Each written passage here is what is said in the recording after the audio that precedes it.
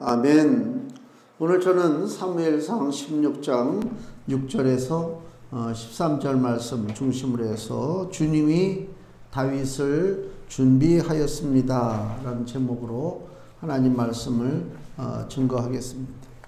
사무엘, 우리가 오늘 본문이 16장인데 사무엘상의 마지막이 31장입니다. 사무엘상 31장 마지막 장에 1절과 2절 말씀을 보면 블레셋 사람이 이스라엘을 침해 이스라엘 사람들이 블레셋 사람 앞에서 도망하여 길보아 산에서 엎드러져 죽으니라. 블레셋 사람들이 사울과 그 아들들을 쫓아 미쳐서 사울의 아들 요나단과 아비나답과 말기수아를 죽이니라 그랬습니다. 굉장히 비극적인 이야기잖아요. 사울 왕이 죽고 이스라엘 군대가 전멸당하고, 사울이 물론 왕으로서 바르게 하나님을 섬기질 않았어요. 죄의 대가는 반드시 치르게 돼 있습니다. 사람들은 착각을 하고 살죠. 지금 당장 내 죄가 드러나지 않으면 그냥 괜찮겠다. 절대로 숨겨질 죄가 없습니다. 반드시 하나님의 심판대 앞에서 하나님 심판하십니다. 요새 뉴스들 보면 우리나라 그 범죄하는 그 유형들을 보니까 더 점점 잔인해지고 무책임하고, 우리나라가 그전에 마약 청정국이라고 그랬어요. 마약이라고 하는 것은 생각도 못했어요. 미국에서나 마약한다 그렇게 생각했는데 지금은 평범한 직장인들이 대낮에 마약을 하고 취해서 돌아다니고 차로 다 사람을 치우고 이런 일들이 벌어지는 세상이 됐어요. 근데 자기들이 죄 저지를 때는 아무도 안 보는 줄 알고 또 그 인식도 못하지, 누가 본다고 하는 것도. 그리고 죄를 짓는데 곳곳에 CCTV가 있으니까 뉴스 시간에 보면 그것이 다 드러난단 말이에요, 죄가. 하나님은 그 CCTV 정도가 아니잖아요. 우리가 마음으로 짓는 죄까지도 하나님은 살펴보고 계셔요. 이 사울왕이 기껏 왕을 시켜놨더니 죄를 많이 져서 그래서 결국은 하나님으로부터 버림받았단 말이에요. 그래서 이 사무엘상 31장에 오늘 이 길보아 산에서 블레셋 군대에게 아들 3명과 함께 죽임을 당하고 또 이스라엘 군대가 그 길보아 산에서 전멸을 당했다. 아무리 사울의 죄가 크다고 하더라도 하나님의 백성 군대가 치욕스럽게 무너진 그 길보아 산의 그 패배가 사무엘상 마지막을 장식합니다. 소망이 끊기고 그 전쟁에 패했다는 얘기를 들으면 어떻게 해요? 그 백성들이 다 도망갈 거 아닙니까? 살 길 찾아서 다 뿔뿔이 흩어지고 앞으로 살아갈 길이 암담하고, 뭐 전쟁에서 패한 민족이 무슨 소망이 있겠어요? 무슨 미래가 있습니까? 그러니까 뭐 그 사울왕이 길보아 산에서 죽임당했다고 하는, 이스라엘 군대가 전멸당했다고 하는 그 패전의 소식이 이스라엘 전역에 퍼져나갈 때에 이스라엘 백성들이 느끼는 그 좌절감, 그 공포, 그 두려움, 뭐 이런 말할 수가 없어요.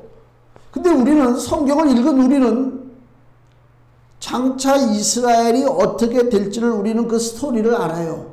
이스라엘이 망합니까? 사울왕이 죽고 사울의 아들들이 죽고 사울의 군대가 길보아 산에서 전멸당했다 하더라도 이스라엘이 과연 이 땅에서 사라졌느냐? 절대로 그렇지 않죠. 이스라엘은 여전히 존재하고 그 후에 나타난 이스라엘은 더 강성하고 수많은 나라를 점령하고 영토를 넓히는 축복의 나라가 됐다. 왜 그래요? 왜 이스라엘이 망하지 않고 하나님의 백성, 이스라엘 백성들이 왜 좌절하지 않았습니까? 바로 다윗이 있었기 때문에 그래요. 사울이 죽었지만 그 뒤를 뒷받침하고 있는 사람이 누구냐? 바로 다윗이다. 왜 다윗이 있었기 때문에 이스라엘이 좌절하지 않았느냐? 다윗은 하나님의 사람이기 때문에 그래요. 이게 중요해요. 누구의 사람이냐? 누구의 사람이냐? 우리가 지금 살아가면서 소속을 물어봐요. 심지어 뭐 그렇잖아요. 고향이 어디냐? 어디 학교 나왔느냐? 요새는 또 뭐 너 1번이냐 2번이냐 뭐 그거잖아요. 항상 소속을 물어보잖아요. 중요한 것은 그게 아니요. 진짜 소속이 뭐라고요? 나는 하나님의 사람이다. 그 소속감을 갖고 살아야 돼. 그걸 갖고 사는 거하고 그냥 되는 대로 시류를 따라서 그냥 이리 붙었다 저리 붙었다 이 사람 만났다 그런 인생하고는 삶이 같을 수가 없죠. 그래 우리는 다윗이 있었기 때문에 이스라엘이 망하지 않았구나. 정말 다윗 때문에 다행이다. 그 마음을 가져야 된단 말이에요. 하나님의 사람이 있었구나. 우리 삶 속에 여러 가지 많은 일들이 있고 위기가 찾아오고 속상한 일이 있지만 무엇 때문에 우리가 안심하고 평강을 누려야 되느냐? 하나님의 사람이 나와 함께한다. 첫째, 예수 그리스도 나의 구주가 나와 함께 하시고 그 예수님을 통해서 구원받은 내가 역시 하나님의 사람이기 때문에 내가 하나님의 사람인 이상은 세상이 나를 어찌할 수 없다라고 하는 강한 믿음을 가지고 우리가 나가야 될 줄로 믿습니다. 이 사울이 죽임을 당하고 여기 사무엘하 1장을 보세요. 사무엘하 1장 19절에 보면 다윗이 슬퍼서 슬픔의 노래를 짓는 게 나옵니다. 사무엘하 1장 19절에서 21절 말씀 보면 이스라엘아 너의 영광이 산 위에서 죽임을 당하였도다. 사울왕의 죽음을 얘기하죠. 오호라 두 용사가 엎드러졌도다. 두 용사는 누구냐면 사울과 그 아들 요나단. 이 일을 가드에도 고하지 말며 아스글론 거리에도 전파하지 말지어다. 여기 가드와 아스글론은 블레셋의 도시란 말이에요. 예? 블레셋 사람의 딸들이 즐거워할까? 할례 받지 못한 자들의 딸들이 개가를 부를까 염려로다. 길보아 산들아 너희 위에 우로가 내리지 아니하며 재물 낼 밭도 없을지어다. 거기서 두 용사의 방패가 버린 바 됨이라. 곧 사울의 방패가 기름 부음을 받지 않음같이 됨이로다. 그랬습니다.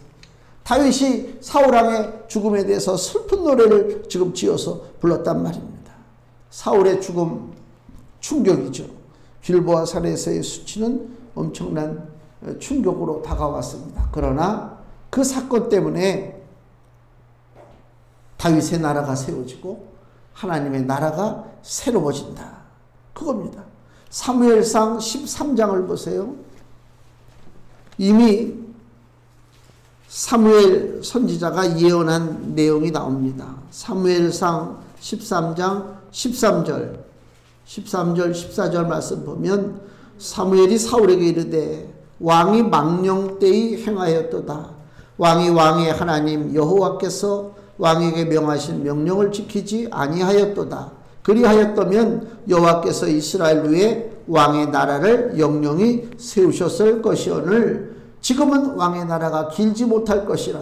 여호와께서 왕에게 명하신 바를 왕이 지키지 아니하였으므로 여호와께서 그 마음에 맞는 사람을 구하여 그 백성의 지도자를 삼으셨느니라. 아멘. 여기 보면 이제 사울이 하나님 앞에 범죄함으로 하나님으로부터 버림받아서 왕의 나라가 길지 못하다고 하는 사실을 선포하고요. 두 번째는 여호와 하나님께서 그 마음에 맞는 사람을 또 그 다음에 왕으로 세워주셨다. 그 얘기입니다. 이게 감사할 일이잖아요. 그러니까 다윗은 망해져가는 나라를 위해서 예비된 사람이다. 그 얘기입니다. 역사에 어떤 인물이 등장하느냐에 따라서 그 민족과 그 나라의 역사가 달라지죠. 그 나라가 위기에 처할 때에 위기를 극복할 만한 인물이 마침 그때 등장하면 그 민족은 살아나는 것이고 그 국가와 민족의 위기 앞에 그 위기와 그 여러 가지 도전을 극복할 만한 인재가 없이 하나같이 자기 육신의 욕심만을 추구하는 간신 같은 것들이 정권을 잡고 간신 같은 것들이 요소에 자리 잡고 있으면 그 나라와 민족은 멸망당한다. 이건 역사가 얘기하는 것이란 말이에요. 왜 조선이 총한방 쏘지 못하고 일본한테 넘어갔느냐? 가장 결정적인 순간에 그 국가의 지도자 되는 그 왕과 왕비가 미신에 빠져 있어서 금강산 1만 2천 봉에 쌀이란 쌀은 다 갖다 바치고 아들이 태어났는데 그 무슨 병인지 모르겠어요. 그 학문이 없는 상태로 아들이 태어났단 말이에요. 지금은 뭐 외과적인 그 수술이 가능하니까 그까짓 거 뭐 째고 장을 빼내면 되겠지만 옛날에 그게 안 되니까 그걸 가지고 미신적인 방법으로 아들을 살린답시고 금강산 1만 2천 명의 그 엉터리 같은 얘기들을 듣고 거기다가 나라의 곳간 살림을 다 갖다가 거기다 바쳤단 말이에요. 그리고 아들이 살았느냐? 아들도 죽고 조선도 망했다. 그러니까 국가가 지금 일본의 침략 앞에 일본은 호시탐탐 정한론이라고 그래가지고 저 조선을 삼켜야 되겠다. 그러고 달라드는 판인데 이 국가의 지도자는 국가를 지키겠다는 마음은 없이 내 아들만 살리면 뭐 나라야 망해도 상관없다. 그런 마음을 가지고 나라를 다스렸으니 그 나라가 온전하겠습니까? 이게 결정적인 순간에 그 지도자의 역할이 중요하다.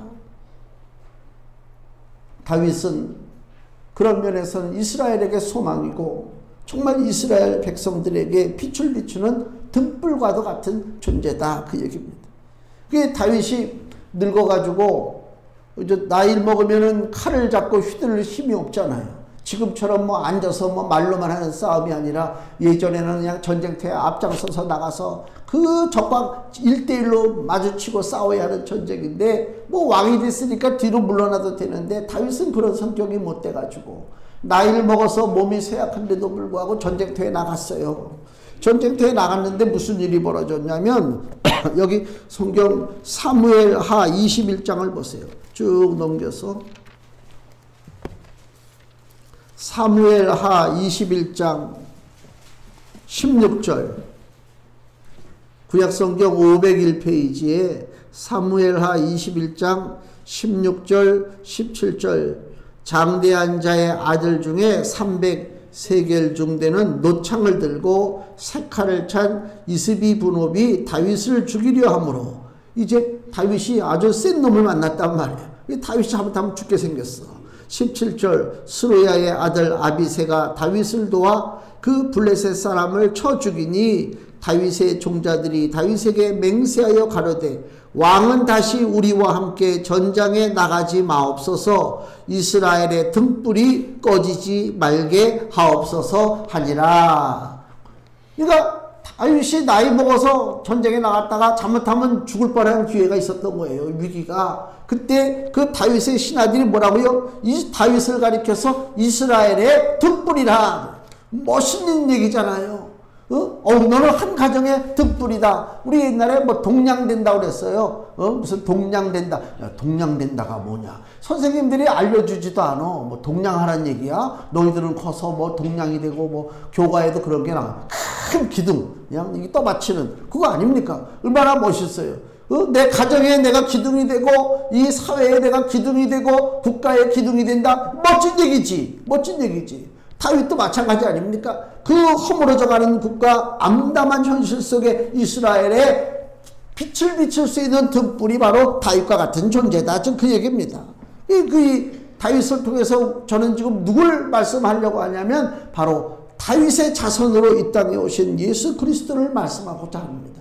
이사야를 보세요. 이사야 9장 6절에서 7절 말씀 구약성경 976페이지에 보면 이사야 9장 6절에서 7절 이사야 선지자를 통해서 다윗의 혈통의 자식이 되는 예수 그리스도가 이 땅에 오시는 것을 예언한 말씀이 나와요. 이사야 9장 6절에서 7절 이는 한 아기가 우리에게 낳고 한 아들을 우리에게 주신 바 되었는데 예수님의 탄생을 예언하는 겁니다. 그 어깨에는 정사를 메었고 그 이름은 기묘자라 모사라 전능하신 하나님이라 영존하시는 아버지라 평강의 왕이라 할 것임이라. 그 정사와 평강의 더함이 무궁하며 나중에 아기로 이 땅에 오시는 예수님의 권세와 능력이 이루 말할 수가 없다. 또 다윗의 위에 앉아서 다윗이 왕이 됐잖아요. 그 다윗의 왕권을 이을 영원한 왕이 누구냐? 바로 예수 그리스도란 얘기입니다. 다윗의 위에 앉아서 그 나라를 굳게 세우고 자금 이후로 이제부터 영원토록 공평과 정의로 그것을 보존하실 것이라. 만군의 여호와의 열심히 이를 이루시리라. 아멘. 이미 이사야 선지자를 통해서 예수님 오시기 600년 전에 다윗의 왕의 자리에 오를 예수 그리스도를 예언한 말씀이 나옵니다. 그래서 다윗이라고 하는 이름은 소망의 이름이요. 다윗이라고 하는 이름은 승리의 이름이요. 다윗이라고 하는 이름은 기쁨의 이름이란 말입니다. 그래서 그 전에 목사님들이 이름을 바꾸길 좋아했어요. 무슨 다윗, 무슨 뭐 그런 거 있잖아요. 참 멋있지. 저 다윗이라는 이름이. 이름을 지으면 그 이름에게 걸맞는 삶을 살아야 돼. 그래서 저는 이름을 못 바꿔요. 나도 다윗이라고 하고 싶지만은. 그 다윗의 이름이 그게 함부로 쓸 이름이 아니거든요. 굉장한 이름이란 말이에요. 마치 요새 제일 유명한 그 스포츠 선수가 손흥민이잖아요. 아주 겸손하고 참 인성이 잘 돼 있고 뭐 실력은 말할 것도 없고 그 손흥민 외국에 나가서도 do you know 손흥민? 그 손흥민의 나라에서 왔다는 것이 너무 자랑스러울 정도 아닙니까? 그렇다고 해서 내 이름을 손흥민이라고 줄 수는 없잖아. 그 이름을 함부로. 그러니까 마찬가지로 다윗에게 있어서 그 다윗의 이름이 주는 그 놀라운 그 가치, 그 무게감, 이런 말할 수가 없어요. 그 다윗의 이름을 바라본 이스라엘 사람들이 소망을 가지고 있다, 그 얘기입니다. 승리의 이름입니다. 예수님께서도 그 다윗의 이름을 쓰고 계신단 말이에요. 그래서 우리 마태복음에 보면 예수님의 그 족보가 나오잖아요. 마태복음 1장 1절에 보면 아브라함과 다윗의 자손 예수 그리스도의 세계라 그랬습니다. 예수님을 소개하는데 다윗의 자손 예수 그리스도라 그래요. 그 다음에 마태복음 21장을 보시면 마태복음 21장 9절 말씀, 예수님이 그 예루살렘에 입성할 때 그 백성들이 찬양하는 얘기인데, 앞에서 가고 뒤에서 따르는 무리가 소리질러 가로되 호산나 다윗의 자손이요 찬송하리로다. 여기서도 다윗의 자손으로 오신 예수 그리스도를 환영하는 것을 볼 수가 있잖아요. 그러니까 이겁니다. 한 집안에는 사울이 있고요, 한 집안에는 다윗도 있어요. 한 국가에는 사울 같은 사람도 있고 한 국가에 다윗도 있습니다. 우리에게 다윗이 있기 때문에 행복한 것이요. 다 사울 같으면 큰일 나는 거예요. 소망이 없어요. 암담한 삶입니다. 사울은 꺾어집니다. 사울은 멸망당합니다. 사울은 심판받습니다. 그 뒤에 누가 있어서 우리가 다행이냐? 다윗이 있어서 다행입니다. 그러면은 우리에게 다윗과 같은 존재가 뭐냐? 결론적으로 예수 그리스도가 내 인생에, 우리 삶 속에, 우리 가정에, 이 사회에, 이 국가에 그리스도 예수가 다윗과 같은 존재가 된다는 것 사실입니다. 그것을 내가 믿는 것이에요. 그리고 예수 그리스도가 내 삶의 다윗인 것처럼 나 역시 나를 바라보는 사람들 앞에 나도 다윗처럼 살아야 되겠다. 하나님을 섬기고 영적 싸움에서 승리하고 쓰러져가는 국가와 쓰러져가는 가정과 쓰러져가는 사회를 일으켜 세우는 등불과 같은 존재로서의 역할, 그것이 바로 다윗이다, 그 얘기입니다. 지금 이제 선거철이죠. 지방선거, 지방의원들, 여기 뭐 시의원, 도의원, 난 누가 누군지 전혀 몰라요. 만나본 적도 없고요. 그 사람들이 무슨 일 하는지 전혀 우리는 모르잖아요. 정보가 없잖아요. 선거 때만 되면 반짝 나와서 어쩌잖아요. 그 사람들이 우리 사회를 지탱해주는 인물들이 아니다, 그 얘기입니다. 그 사람들은 사회에 그 좋은 것만 쏙쏙 빼먹는 사람들이다. 나는 아주 부정적으로 봐요, 지방선거를. 문제가 유럽 같은 경우에는, 미국도 그렇고 유럽 같은 경우에는 그 사람들은 그 의원이라든가 그런 그 일하는 사람들의 특권이 별로 없어요. 다 자전거 타고 다니고요. 자기가 갖고 있는 특권이 없습니다. 그 전에 한번 특집으로다가 미국 의원들 그 사는 모습을 보여줬는데, 집에 왔다 갔다, 어떤 의원들은 집에 왔다 갔다 할 시간도 없으니까 의원 사무실에다가 침낭 깔아놓고 거기서 먹고 자고 하면서 민원인들을 만나고 토론하고 정책을 입안하고 법안을 만들고, 그 법안이 무슨 어떤 모순이 없는가 그걸 고민하고, 그래서 법안을 상정시켜요. 우리나라는 국회의원들이 법안 가지고 고민합니까? 고민 안 합니다. 누군가 만들어서 그 법안 만드는 애들 따로 있어요. 이거 쳐가지고 의원들이 몇 마디 하면 예 알았어요, 다 쳐줘. 그럼 법안이 딱 떨어지면 그거 읽어보지도 않습니다. 읽어볼 시간이 어딨어? 잠잘 시간도 모자라 죽겠는데. 그러고 나가서 그냥 거수기 그냥 눌러버리는 거예요. 이게 우리나라 현실입니다. 그러니까 만들어 놓고 난 다음에 모순투성기가 나오는 거예요, 모든 법안마다. 난 그래서 이거야말로 개혁해야 되겠다, 그런 생각이 들고 있단 말입니다. 하여튼 간에 다윗과 같은 존재가 있기 때문에 우리가 감사한 거예요. 이스라엘의 역사를 보면 그렇잖아요. 그 오늘 본문이, 오늘 사무엘상 16장 이 본문이 바로 위대한 다윗이 처음 등장하는 그 내용이기 때문에, 멋진 장면이기 때문에 소중하다.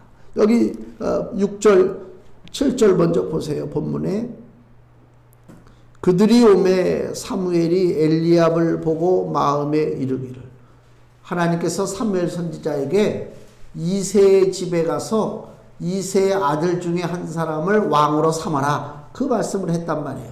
그래서 사무엘이 이새의 집에 찾아간 거예요. 그래서 이새의 아들이 8명인데 8명의 지금 면접을 보는 거란 말이에요. 첫째 엘리압, 제일 큰 아들이요, 장남. 우리나라는 장남이 왕위를 승계하게 돼 있잖아요. 역사적으로 다.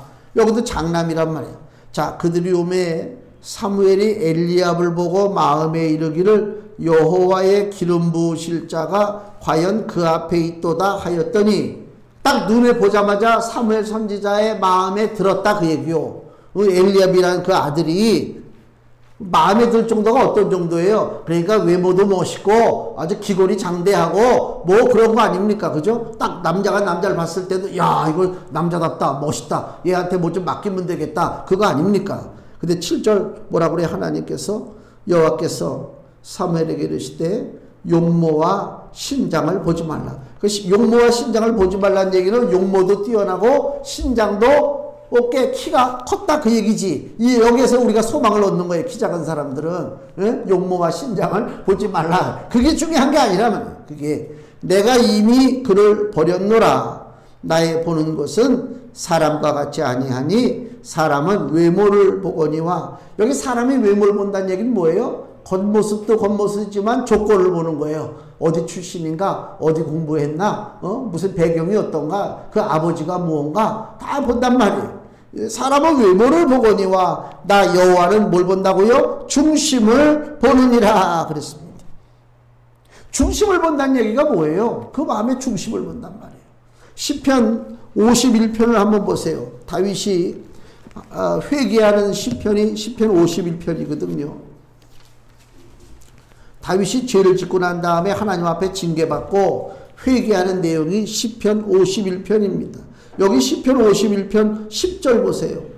10절에서 12절 말씀. 하나님이여 내 속에 정한 마음을 창조하시고 내 안에 정직한 영을 새롭게 하소서 그랬습니다. 하나님은 사람의 중심을 봅니다. 마음을 본단 말이에요. 마음을. 근데 다윗이 좀 죄짓고 난 다음에 하나님 앞에 뭐라고 기도하냐면 내 속에 정한 마음을 만들어 주시옵소서. 정한 마음이 뭐예요? 깨끗한 마음입니다. 죄악에 물들지 않는 마음입니다. 오염되지 않는 마음입니다. 죄가 내 마음을 쓸고 지나갔어도 에이 그런가 보다, 그리고 또 그냥 몰라라고 죄 짓는 것이 아니라 반드시 빨아내야 된단 말이에요. 그 죄된 마음을 하나님 내 속에 정한 마음, 깨끗한 마음을 창조하시고 내 안에 정직한 영을 새롭게 하소서. 정직한 영이 뭐예요? 정직하다는 얘기는요, 견고한 거예요.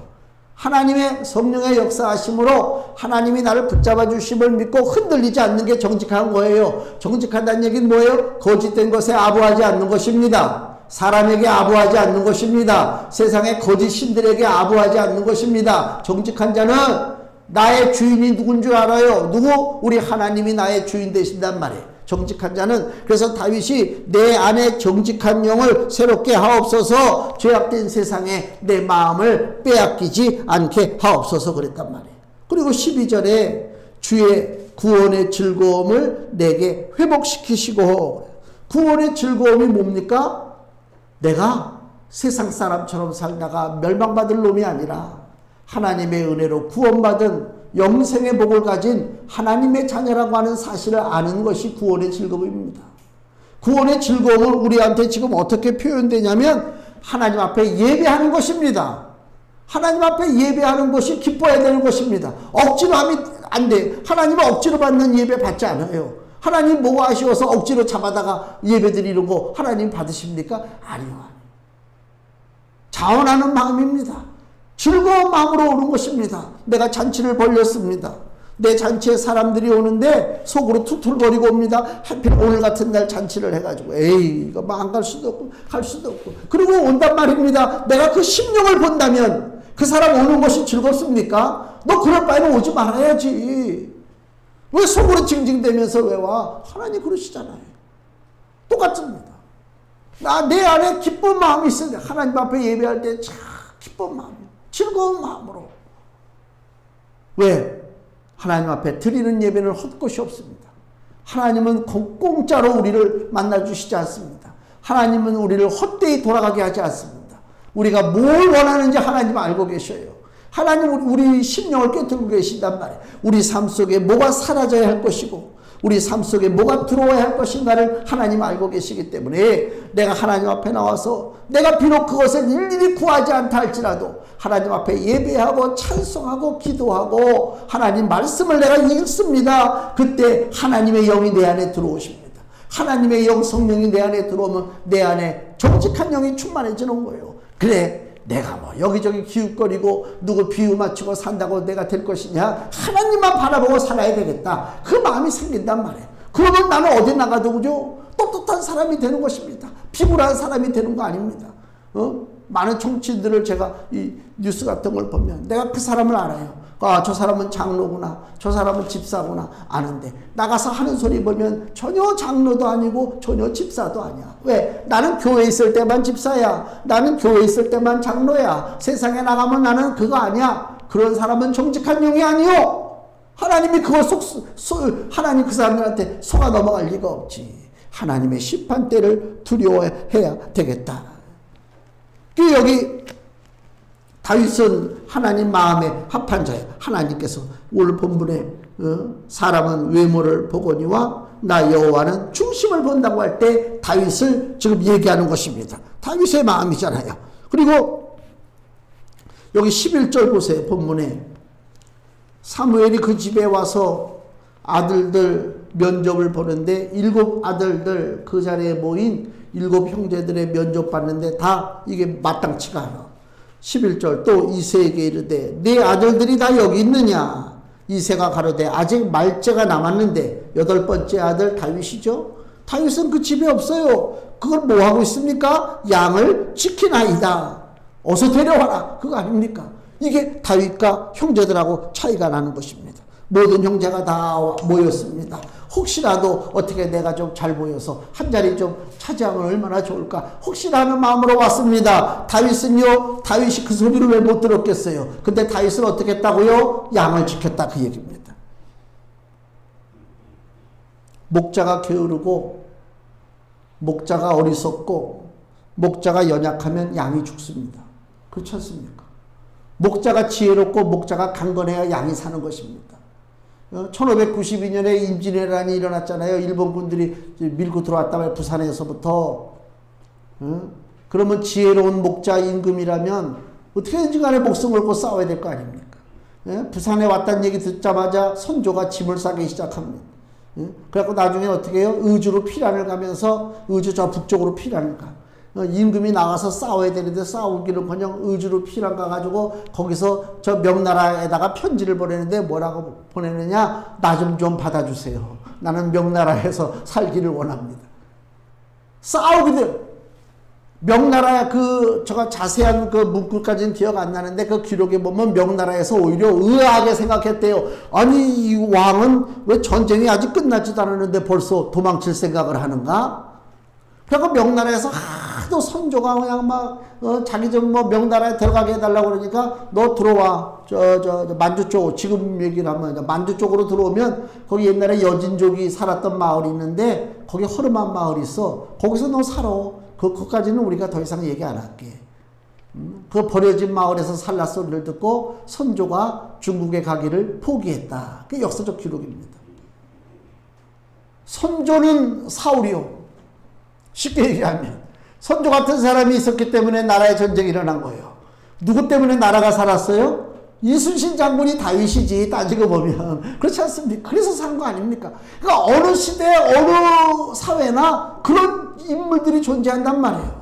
그 다윗과 같은 인물이 존재한단 말이에요. 그 다윗과 같은 인물은 사람이 내는 것이 아닙니다. 사울은 사람이 내요. 사람의 능력, 사람의 재주로 그 사울과 같은 인물들이 나타나지만 다윗과 같은 존재는 사람의 재주로 나오는 것이 아니라 하나님의 역사하심으로 다윗이 등장하는 줄로 믿습니다. 모든 세상의 역사는 저 아프리카나 저 유럽이나 저 아시아 남미나 모든 역사는 하나님이 주장하고 계심을 저는 분명히 믿습니다.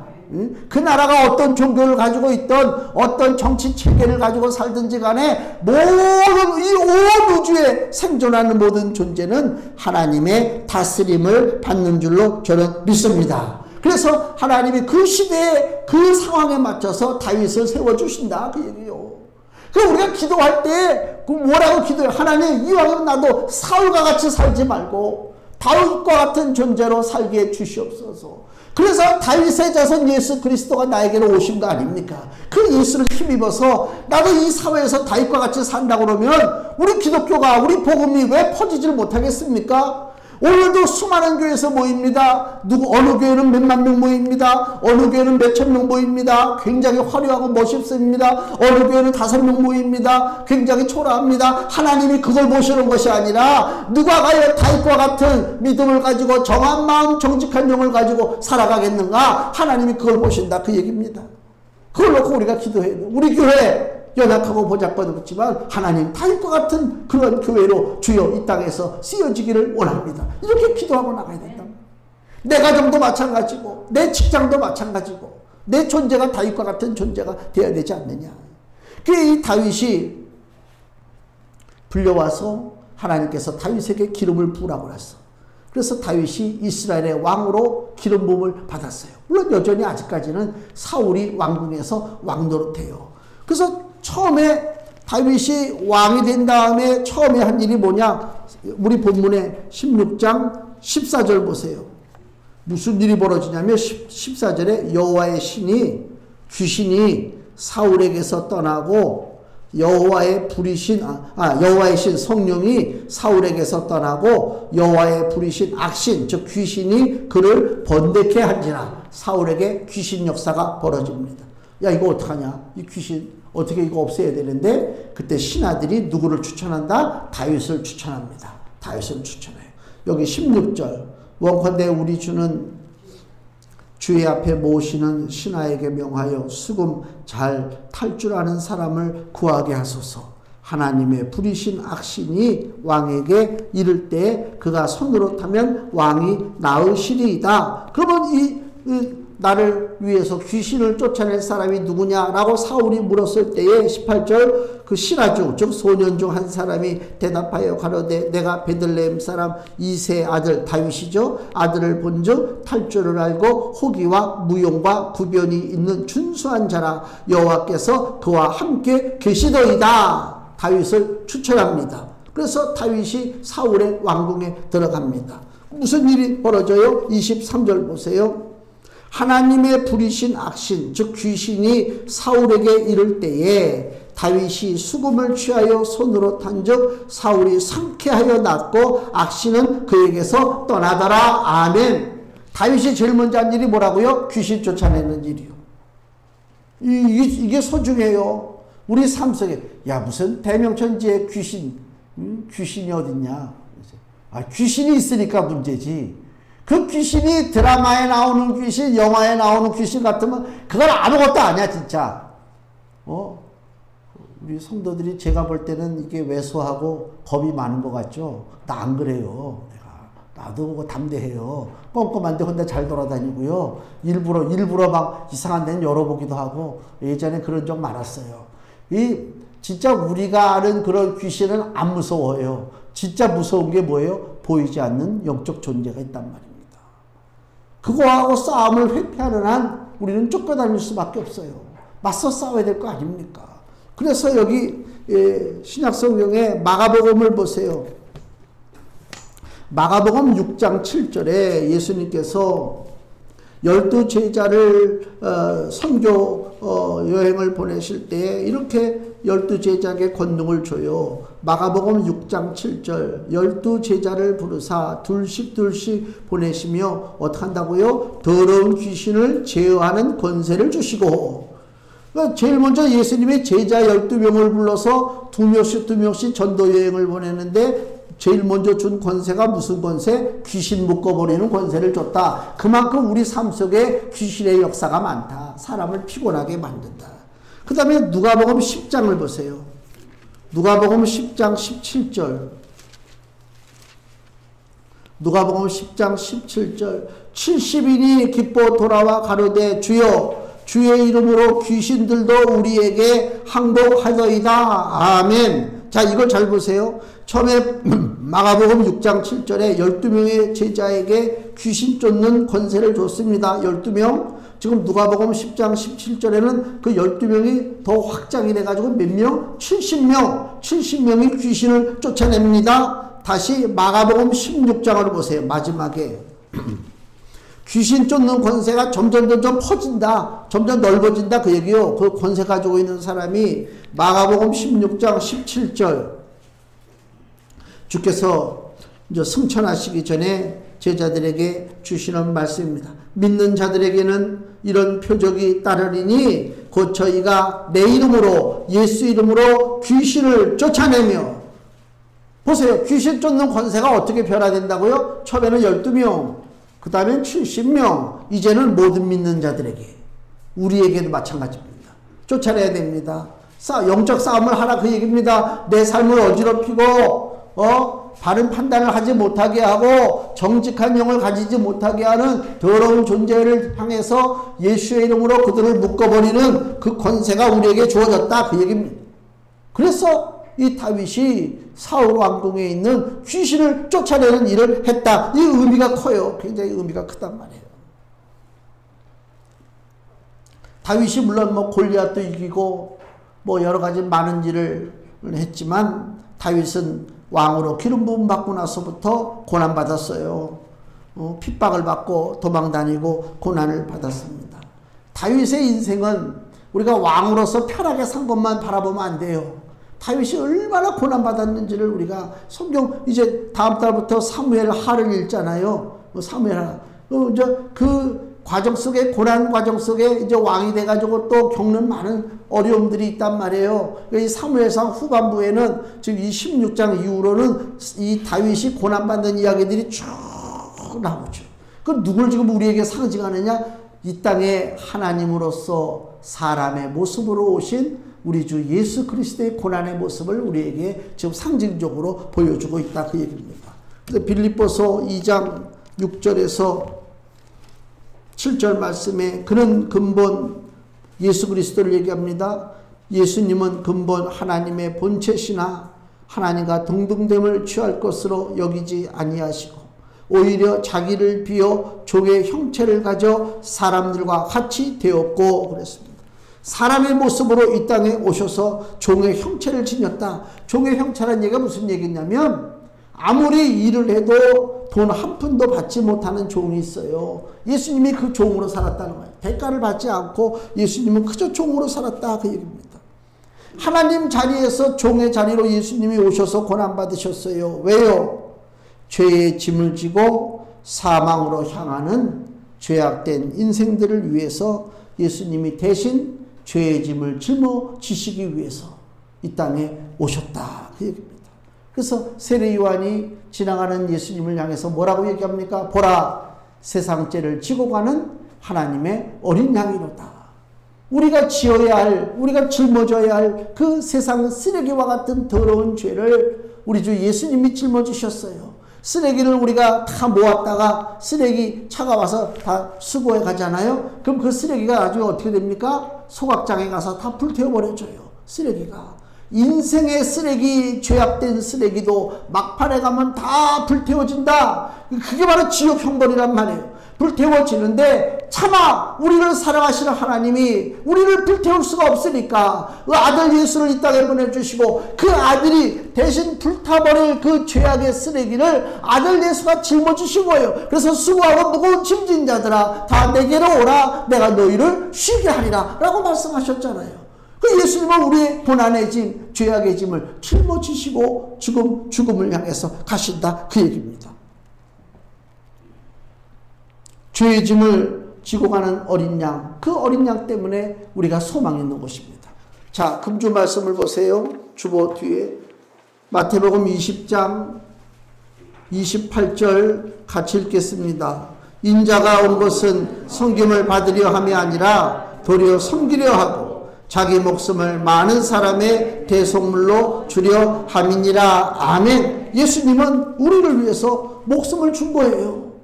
우리를 살린 것입니다. 예수님이 쓰레기 덩어리가 됐단 말입니다. 스스로 우리가 짊어져야 할 쓰레기를.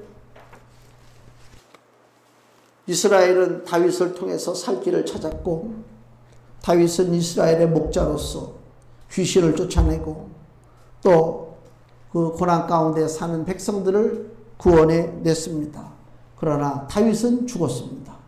우리는 지금 죽은 다윗을 기념하는 것이 아니라 다윗의 이름으로 오신 우리 주 예수 그리스도를 우리가 영접하고 주님을 온전히 믿고 따르는 것입니다.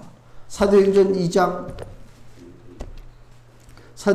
36절에 마지막 말씀에 사도행전 2장 36절 그런즉 이스라엘 온 집이 정령 알지니 너희가 십자가에 못 박은 이 예수를 하나님이 주와 그리스도가 되게 하셨느니라. 아멘.